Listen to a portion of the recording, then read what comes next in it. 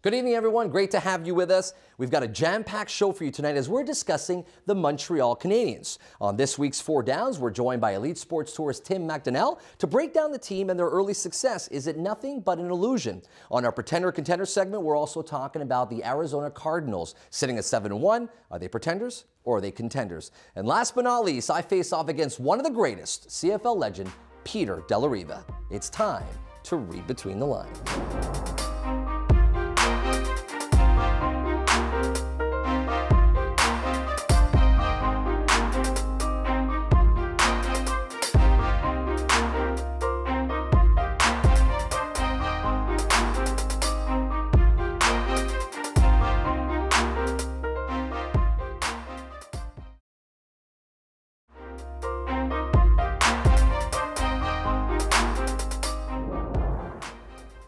Stats are often misleading, and that can't be more true than for the Montreal Canadiens, who, despite having a great start of their season, have some serious issues they need to address. On this week's Four Downs, we're breaking down the Montreal Canadiens 4 different ways, and as always, we invite you to join the conversation at facebook.com/RBTL Sports, as well as on Twitter at RBTL Sports.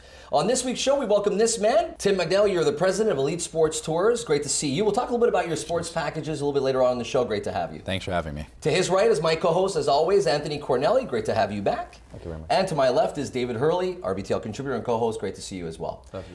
So the numbers definitely lie when we talk about the Montreal Canadiens. There's a lot of gaps, a lot of addressing to do with regards to certain moves that coaches have made, certain players that need to step up. We'll start with you, David. What's one of the things that's really stood out to you with regards to the Montreal Canadiens where the numbers are definitely lying? Well, the problem is, to me, is David Desharnais. I mean, as your number one centerman, you can't have 7 games without a point.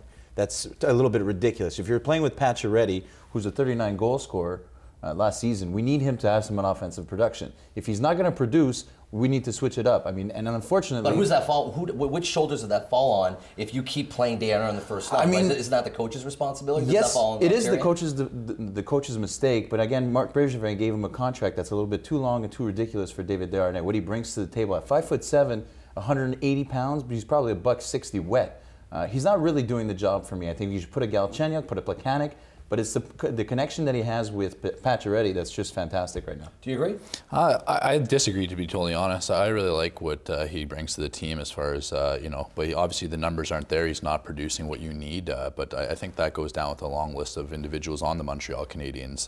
You know, I think Rene Bourque's a guy that they brought in last season. They made a trade. I think you need to expect a little bit more from him. You know, except for the playoff run. The playoff run is great, but unfortunately we're not in the playoffs last year anymore. This is a new season. You know, and right now they had a hot start and they need to capitalize. They came back from a bad road swing where basically they picked up 2 out of 8 possible points, and one of them was an overtime win, right? Yeah. So as far as performance goes, that's not the expectations that the fans or anybody has of this Montreal Canadiens. So I think it kind of brought them down to earth, and it goes beyond just the first line centerman, right? Like I think you need that goal scoring across the board. You can't just rely on you know, the Montreal Canadiens team to have these small spurts of offensive production, but then you see them in other games where they're getting blown out by Edmonton or Calgary and stuff. Well, that's it. Well, it's interesting you mentioned that because you talk about being blown out, right? You talk about Tampa Bay 7-1, 3-0 against Edmonton, which there was no reason why the Canadiens should have lost that game. I don't care who Yakupov is, right? That should have been in the bag. A Western trip, they should have got their points.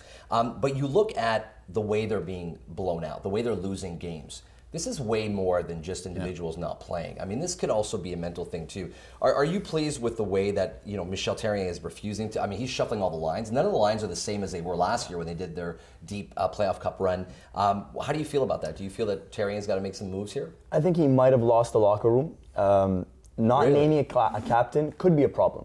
You have guys like Plekanec that have been in the Montreal Canadiens organization for 10 years now. He captained the Czech Republic at the Olympics year in and year out with guys like Jaromir Jagr. How can he not captain the Montreal Canadiens?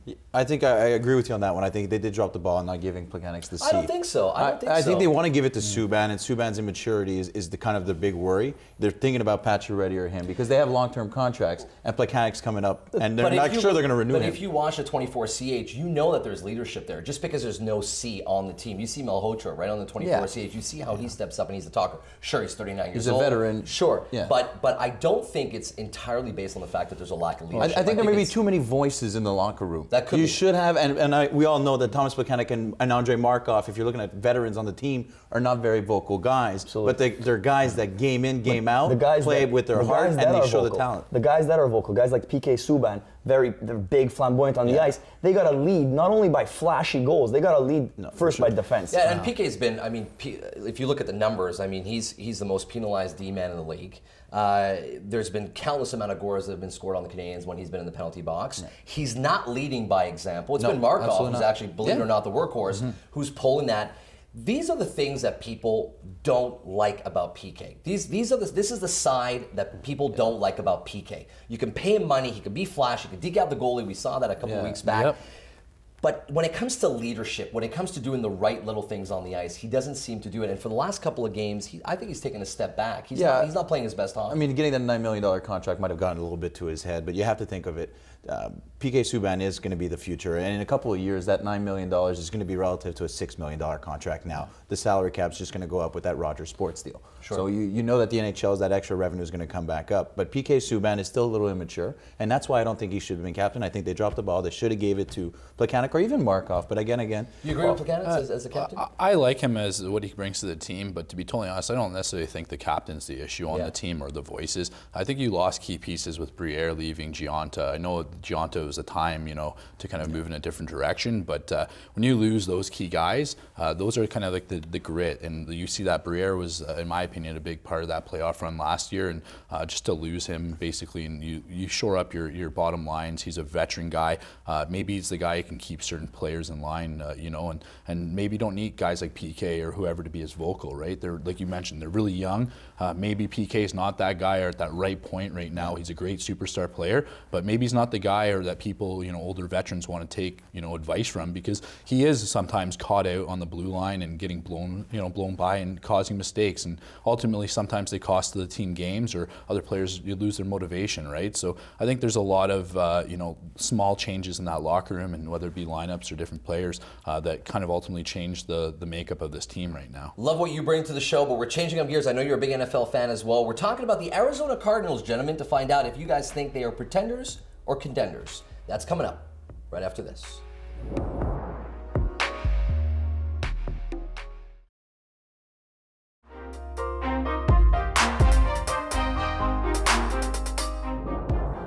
The Arizona Cardinals are the NFL's most pleasant surprise by this point of the season. The question is, are they pretenders or are they contenders? We invite you, as always, to join the conversation at facebook.com/RBTL Sports or on Twitter @RBTL Sports. We welcome back Tim McDonnell. Great to have you back. Cheers, thank you. To his right is RBTL contributor and co-host Anthony Cornelli. Great to have you. And to my left, David Hurley. Great to see you. All right, gentlemen, pretenders, contenders sitting at 7-1. 5-2 is one thing, 6-1 is one thing, but 7-1 is a statement. Pretenders or contenders? Absolutely contenders. Looking at this team, a lot of people probably aren't even aware.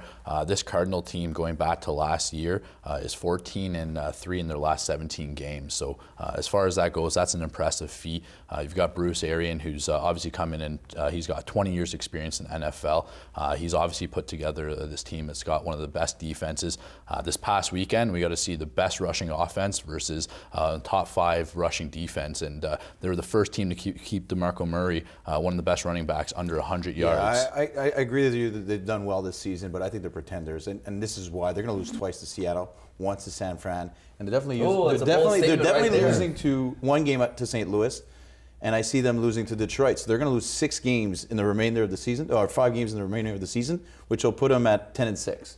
At 10-6, you're no longer the best team. I think Seattle will surprise people, go on a late stretch, win the division. I disagree. I think Seattle, they lost Golden Tate, a couple key pieces there. Yeah. There's no way they're going to lose 2 games to Seattle. They just lost a terrible game. In the past, Seattle is just not what you expect offensive threat. You've got San Francisco too. Like, they had a heartbreak against St. Louis. St. Louis is nobody to be looked over by any means, and they could very well beat Arizona. But I could see this team walking in with a 12-4 record. And last time in 2008, they had a record of 9-7, and they made the Super Bowl versus the Steelers. So I think they can't be overlooked by any means. Tim, I have to agree with you. I know you are our guest, and the guest is always right, but I'm going to go with my boy right there, David Hurley. I think they are pretenders. Carson Palmer, turnover king. Got to give him the crown. When times get rough, he has a problem stirring up the offense. He has a problem getting it going. He's got 2 interceptions this season, 11 and 2. Yeah, he's playing well. He's playing the gritty part of the season hasn't playing come well yet. right now, but he's known to choke in big games. In Cincinnati, he never really won a big game. But in all fairness, one of the main reasons why I think they're pretenders, and I agree with you, Tim, I think they're pretenders because of Bruce Arians. I think that it goes way beyond what they're doing on the field. Bruce Arians, right from the offseason, made it very clear that it was championship or nothing. He's instilled that into his players. He's instilled that, and it's a philosophy that took a little bit of time to buy into, but whoever wasn't bought into that system is surely buying into it now, which is where it becomes scary, right? Saying 7-1. But I think he's absolutely bringing that winning mentality, and especially to Carson Palmer, I think that that's going to reflect good onto him to be able to step up in those pressure situations. I agree that Bruce Arians has been helping out that offense, but this is a team without Darryl Johnson, Darnell Dockett. I would think, you know what, once you lost those 2 players, it's over. But Michael Floyd took a lot of offensive play on this year. He's been phenomenal. Since he came out of Notre Dame, there's big expectations on him, and he's finally coming through. But where I have a big problem with that team is on defense. I mean, Patrick Peterson signs a $70 million deal. He's got 0 interceptions. Their best cornerback is a guy who can't even name his kids, and Antonio Cromartie. Yeah. So I think there's a problem there, and your defense needs to step it up. You're 32nd against the pass. By the way, there's 32 teams in the NFL. No, absolutely. Their secondary is weak, and we've seen that versus Denver. That's their one big loss. Since Arian took over, they rush on blitz on over 49% of snaps there. So I mean, obviously Peyton Manning's a guy who can call the audible and read defenses, and he exposed them. Absolutely. Yeah. So you're in a position that is going to be a factor down the road. Will they win the Super Bowl? In my opinion, no. But will they make the playoffs or potentially win the division? Absolutely. And you know, that's good enough. Is it that the Cards are playing well, or is it that Seattle is not playing up to their level? Seattle's not playing to the level. If you look at all the way the games have been lost, though, right? They've been tight games, right? In terms of, but I mean, like you said earlier, Golden Tate's loss has been big. Now trading with Percy Harvin, you're losing. Zach Miller hasn't been there for the most of the season, so Seattle on offense is not the same team. I'm curious to find out your opinion. I was switch gearing a little bit with regards to pretenders or contenders. Mark Sanchez, Nick Foles out with the collarbone, gone kaboom. He's finished. He's out. Can Mark Sanchez pull a Nick Foles, right? Because we've seen Nick Foles do that with Michael Vick. What do you think about Mark Sanchez? I think regardless of what people are saying, Mark Sanchez is not cold. He went in there yesterday, his first pass was a 53-yard touchdown bomb, laser bomb. So contender for you. I think he's a contender. I mean, Mark Sanchez takes snaps every day in practice. He knows Chip Kelly's offense well, and I think he could be the right man to lead the Eagles into the playoffs. I don't know, throwing one more interception than career TD passes over the course of the last 63 games.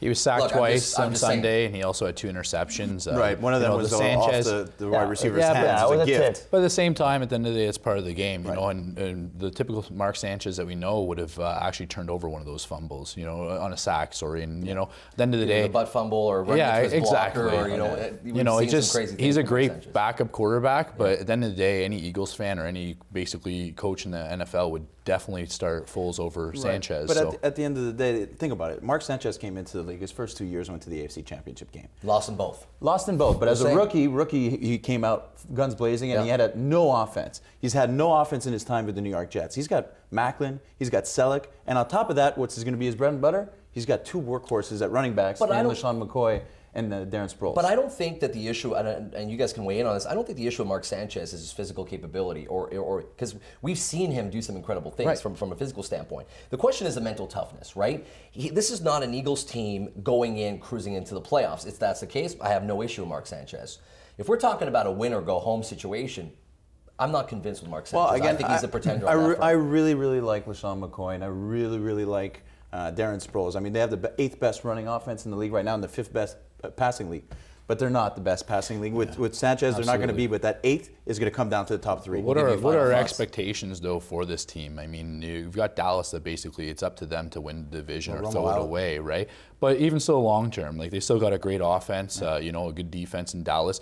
You know, it's basically the battle of 2 injured quarterbacks basically going against each other, backups between Dallas and Philadelphia. So long term, maybe they might squeak out a playoff spot. I think if they don't win the division, it's going to be really tough for a wild card spot there. If they are, they're going to be a first-round playoff exit. So, I mean, even if that makes them a contender, they're not going to go very far regardless. They're not up there. expectations we have for you is for you to become a regular guest on this show. Love the energy you brought. Perfect. And I want to talk a little bit real quickly about Elite Sports Tours and what you do. Maybe talk to us about where people can find you and what you do. Absolutely. So elitesportstours.ca. So we're Canada's leader in sports travel. We do hotel and ticket packages to a variety of events. So if you want to go see your Habs in in New York, for example, we can put together packages for you and your buddies, set you guys up. Or if the boys want to go see the Bills. Oh, Yeah, exactly. absolutely. Yeah, we'll be in Buffalo. Is it on the house? I hear you. Well, friends of friends, right? But yeah, we're down in Buffalo this weekend to see the Bills versus Chiefs, so that'll be a big battle. Obviously, the Bills are pushing for a playoff run there, so yeah, definitely check out elitesportstours.ca, and glad to be on the show, guys. Thanks for taking the time. Appreciate it. Cheers. Stay right there after the break. You know what it is? It's time for the spread as we give you our Thursday night picks.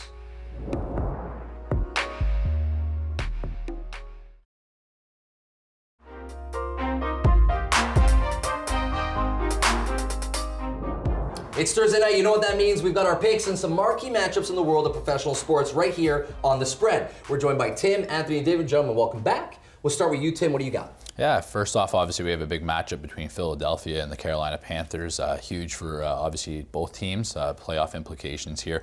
Carolina obviously needs a win. Philadelphia, we're going to see if they're pretenders or contenders with Mark Sanchez in the quarterback spot. I think the Panthers personally cover the 6 points. Whether or not they get the win, we'll have to see. Montreal Canadiens Saturday night. Nobody does it better than the Habs. And it's the return of Vanek as Minnesota's in town. Opening ceremonies for any event at the Bell Center are spectacular. I think the Canadians are going to take that emotion on retiring Gila Point's jersey and roll with it and get the win. And in the world of professional boxing, the executioner, half a century old, still kicking it, still going for titles. Bernard Hopkins is in a fight on Saturday. Yeah, against Kovalev. Kovalev's 25 fights. He's got 23 knockouts, 24 wins, and 1 draw. Should win. He's younger, but I'm going to take the big underdog in Bernard Hopkins. He kicks it at 49. I think he gets a Never W. thought I'd heard that. Underdog and Bernard Hopkins in the same sentence. Yeah, that's different. We'll go with you. Start your picks. What are your 3 Absolutely. picks? Obviously, the Panthers to cover, as I mentioned. I'm going to go with Kovalev by knockout, and then obviously the Habs at home. I'm going to take the Canadians to pick up a big win against Minnesota. I got the executioner to win in 15 rounds. Yeah, 15. And I got the Eagles to cover at home, and Sanchez is going to stay perfect in the red zone. Whoa, big one. Yeah, I think it's going to be Bernard Hopkins winning that fight. I do like the Montreal Canadiens, the Gila Point's retirement. And I actually like the Eagles to win outright by more than 7. Mark Sanchez and LaShawn McCoy are really going to win that game. I'm an Eagles fan, but I don't like Mark Sanchez, so I'm going with Carolina to win that game. Montreal at home, never disappoint. And the executioner, I've been following him for years. Great to see him, so I've got Bernard in that fight. There you have it. Those are our picks. We invite you to give us your opinion. Do you agree, disagree? Follow us on our social networks at facebook.com/RBTL Sports, as well as on Twitter at RBTL Sports. Stay with us after the break. I face off against CFL legend Peter De La Riva.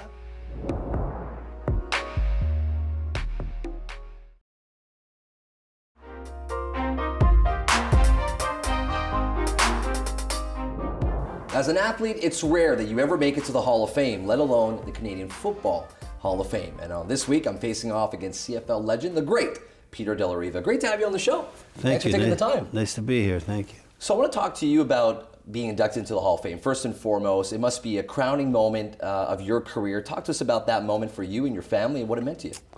Well, you first get the call from the commissioner. It's you don't know whether to believe him or what. And it's one of your boys, right, making that call to you? Yeah, and then it just, after it's for real, you kind of settle down, and I really appreciate it, and you start thinking of where you started and how you got there. And was it bittersweet in the sense that it was the official closure of moving forward? Was that for you the nail in the coffin to say, hey, you know what? I never thought about the Hall of Fame, but it is. You can't get any higher than that. Canadian Football Hall of Fame right now, we're at 202 years, the CFL, and there's only 271 people in the hall, in that room. Sure. So it's kind of a special place. But when it happens, it's and the weekend that you have it, it's really for your family and that, and friends that participate and see it, and you're involved with it. It shakes you up all weekend, and it's quite a thing to go through, and it's really I don't know. I'm lucky, and I appreciate it. I want to talk to you about the CFL because I know they do a great job in honoring their greats, but the product itself has been questioned recently in terms of the evolution of CFL. You've been out of the game for a long time. Do you like where the CFL is going? Do you like the identity that the CFL is putting out there? Or some would say that they're trying to assimilate more towards the NFL. Do you like that approach? Not really. We kind of always did our own thing. Our game's different. It's more wide open. I know my era, the 70s was a great era for the CFL. If you look at the stadiums, they were all full. And the parity between all the teams are really good. Do you think that was directly related to the product on field, or was that because the NFL hadn't made the transition yet into Canada? Well, no, it's just you can't compete with the NFL. You know, they have the money. You can't compete with them compared to the countries. You know, they're a bigger country, more population. They can negotiate their contracts with TV people. We've got, what, 1, 2, 3 broadcasters to negotiate with, and they make a lot of their money that way. We always can more or less do our own thing. It's Canadian Football League. It's wide open. The field's bigger. The balls used to be bigger, but they brought them down a bit, so it's easier to handle. But our game's a heck of a game. It's a wide open game. Their game is it's more tight. Like I say, the guys are bigger. And definitely TV friendly. You mentioned exactly. But they've got so many cameras when they broadcast, and I mean the money that they have to operate. They're over $10 billion operation a year. I mean that's phenomenal. You mentioned the 70s and how they were great. There was one Grey Cup. You made 6 Grey Cup finals, 3 of which you won and 3 of which you lost. But you would argue gave away. You gave away, right? I like that, by the way. I'll use that. But one of the things that really stood out was in 1977, the 65th Grey Cup. You're in the Big O. It's full to capacity. It's known as the Ice Bowl, the Ice Grey Cup Bowl. Talk to us about what happens in this misconception, because there seems to be some sort of aura around Tony Proudfoot about him stapling the shoes, right? Talk to us a little bit about what happened in that locker room. Quickly, let us know. Yeah, there was actually there was 2 other guys, Wally Buono and Chuck Zapek, our 3 defensive players that went out in the field and started thinking and seen some electrician that was there or something had a staple gun, and they got the idea of putting it in, and Tony, you know, really took it literally into the shoes. Yeah, he took it a step forward, you know, and I guess everybody, the media, you guys started to make a big thing about it.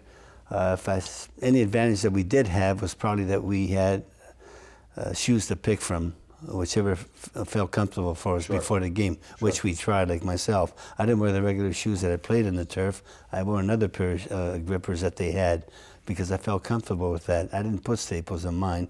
Some people did. Psychologically, they thought it was going to help them, so they did. So you let the guys do their own thing before the game. Everybody gets ready different. And as long as you're comfortable, and because you got to get ready and you got to play a championship game. So and you guys ended up spanking them that game too, right? So you guys brought it to them. Who knows? Well, pretty good. Yeah, they came out in the field yelling and screaming, and at first, and then all of a sudden, the first half was pretty tight. I mean, everybody's making mistakes because of the field fumbling and back and forth, and then we kind of broke it open in the second half. I remember running into Dan Kepley, the great middle linebacker at Edmonton there, TV show, and said that we cheated. He said, you know, put staples in their shoes. So I just say, Dan, I said, well, the staple's 35 points different. So try to have some fun with it. But no, that's, everybody talks about that. And through the years in Montreal, I said, everybody tells me, you know, I remember that game. I was at that game. I was at that game. Well, if I tell you all the people that have told me they were at that game, we're supposed to have just over 68,000 people. 68,000. But all the people I met through the years, I think we had 168,000. Yeah, of course, Everybody says they were all there. Probably watching it on TV, but definitely one of the highlights that's talked about. It's great to have you in. It's one of the reasons why I wanted to have you. And you've got so many stories. I could do a full show on you. And I look forward to having you back and talk a little bit more. Before we let you go, we always like to have a little bit of fun with our guests and have a rapid fire segment. So what I'm going to do is I'm going to ask you 5 random topics, 5 random questions. You just give me the first thing that comes to your mind in 1 word or less, or 2 words or less. So first things first, the best quarterback that you've ever seen play or received a pass from? Sonny Wade. Are NFL players overpaid? I don't think football players are overpaid. Are CFL players underpaid? They're always underpaid. Is Anthony Calvillo the greatest quarterback to have ever played in the CFL? He's one of the great ones, but I don't think he's the greatest quarterback. There's a lot of great quarterbacks. And last but not least, in 1 word, what is the one thing or one person that you miss the most, whether it's in the locker room or the football field? You miss the locker room, you miss the guys you played with, definitely, for sure. You miss the guys you play with, what you have with them, what you go through training from day 1 at training camp, right through the championship game, which really tops it all off. You can't beat nothing better than that. Well, you were there 6 times, you won 3, and you gave 3 away. Great right. to have you on the show. Thanks for taking the time, Thank Peter. you. Really appreciate it. We invite you to connect with Peter De La Riva and with us at facebook.com/RBTL Sports, as well as on Twitter at RBTL Sports. Give us your opinion, have your say, and join the conversation. Until next time, it's already done. We'll see you next week. Thanks for being with us. Adam Reid's wardrobe is provided by Carve Clothing, available at carve.ca. Salon services courtesy of Glam Atelier, La Maison de Beauté. Catering services provided by Season Dreams by J. Anthony.